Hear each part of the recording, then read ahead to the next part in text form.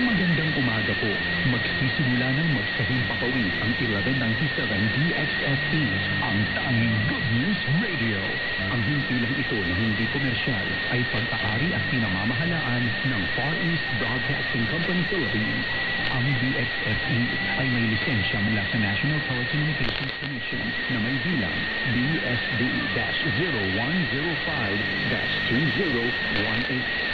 Nagsasahing papawid ang DXSE sa lakas na 10 kilowatts sa 1197 kHz sa AM band mula Lunes hanggang Biyernes alas 5 ng umaga hanggang alas 9 ng gabi.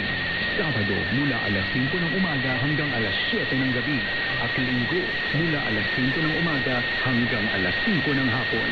Ang mga studio nito ay matatagpuan sa Circumferential Road, Doña Vicenta Village, Davao City, Davao del Sur.